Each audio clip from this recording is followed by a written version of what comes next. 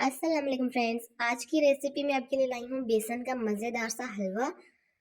बहुत ही मज़ेदार है ये सर्दियों में। तो चले स्टार्ट करते हैं रेसिपी। सबसे पहले मैंने कढ़ाई ली है और कढ़ाई में मैं आधा कप डाल रही हूँ घी।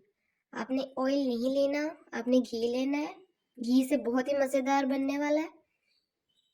और ये 2 कप बेसन है। आप अपनी मर्ज़ी से जितना भी बेसन ले सकते हैं। ये 2 कप बेसन मैंने लिया है और इसको हम घी में डालेंगे। आग हल्की रखनी है आपने नीचे, ज़्यादा तेज़ नहीं करना, नहीं तो ये बेसन आपके काबू नहीं आएगा और बिल्कुल ख़राब हो जाएगा, जल जाएगा। हमने इसे अच्छे तरीके से हल्की आंच पे हिलाना है, मिक्स करना है घी के अंदर और थोड़ा सा फ्राई करना है। ये 3 से 4 मिनट तक आप कर सकते हैं। जब आपको हल्की हल्की खुशबू आने लगे तो आप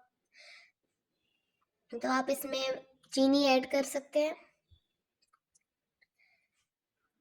अभी अभी मैंने चीनी नहीं डाली, सो अभी मैं थोड़ी देर को चीनी डालूंगी।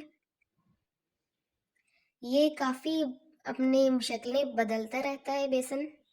कभी सख्त हो जाता है, फिर ये पानी की तरह हो जाता है, जैसे पतला होता है इस तरह।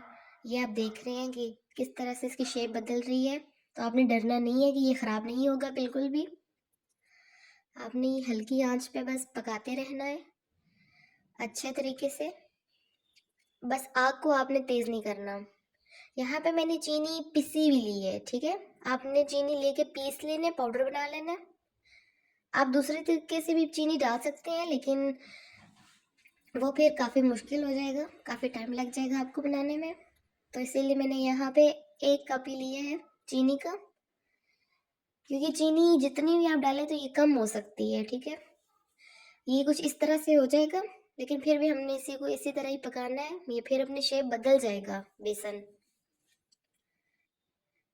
यहाँ पे आप पहले अगर आप सूजी डालना चाहते हैं 3 से 4 चम्मच सूजी डाल सकते हैं पहले भी, लेकिन मैं बाद में डालूंगी।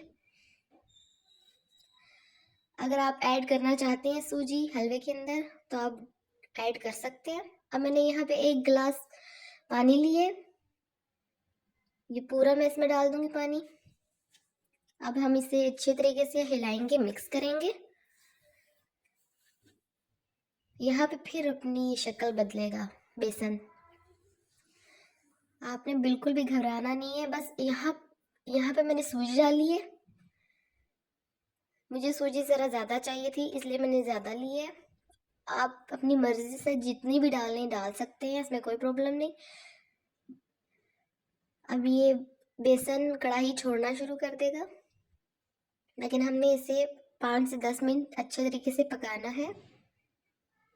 अब यहाँ पे मैं इसमें थोड़ा फूड कलर डाल रही हूँ, आप भी डाल लीजिए, कलर अच्छा आ जाएगा। अच्छे तरीके से बनाना है हमें इसे। अब यहाँ पे मैंने कुछ ड्राई फ्रूट्स लिए हैं, फिर हम इसमें ऐड कर देंगे और इनकी अच्छे से भुनाई करेंगे। अगर इन्हें मैं अलग से भूनूं ना, फ्राई करूँ ना, तो ये जल जाएंगे ड्राई फ्रूट, इसलिए मैंने अलग से नहीं किया और इसी के अंदर ही डायरेक्ट डाल दिए। यहाँ पे हलवे की ये निशानी है कि ये जो कढ़ाई है ना, ये छोड़ना शुरू कर देगा। अगर ये छोड़ना शुरू कर दे कढ़ाई, तो आप समझ जाए कि ये अच्छे तरीके से बन चुका है। यहाँ पे हमारा हलवा कढ़ाई छोड़ना शुरू कर दिया है, लेकिन हम फिर भी इसे 3 से 4 मिनट पकाएंगे। आपने बिल्कुल भी नहीं घबराना। बस दूसरे हलवों की तरह बस थोड़ा सा जोर लगता है इस पे, बंदा थक भी जाता है। आपने यहाँ किसी भी जगह पे ना अपनी आग की आंच तेज नहीं करनी, बिल्कुल आहिस्ता ही रहनी है। अगर आपने आग तेज की तो हलवा जल जाएगा और इसमें कड़वापन आ जाएगा, बू आना शुरू हो जाएगी, फिर आपकी सारी चीज़ें ज़ाया भी हो सकती हैं। यहाँ पे हमारा हलवा बिल्कुल रेडी हो चुका है। मैंने फ्लेम बंद कर दी है। अब मैं इसको सर्व कर रही हूँ। ये देखिए फ्रेंड्स, कितनी प्यारी लुक आई है। हमारा यहाँ पे हलवा बिल्कुल तैयार हो चुका है। बहुत जल्दी बनने वाला इंस्टेंट रेसिपी है, ये हलवा है। आप सर्दियों में बना सकते हैं, बच्चे भी शौक से खाते हैं। आपने मेरी ये रेसिपी ज़रूर ट्राई करनी है अपने घर में। इसमें घी काफ़ी ज़्यादा लगता है, इसलिए आप जितना भी चाहें आप घी डाल सकते हैं। Thank you.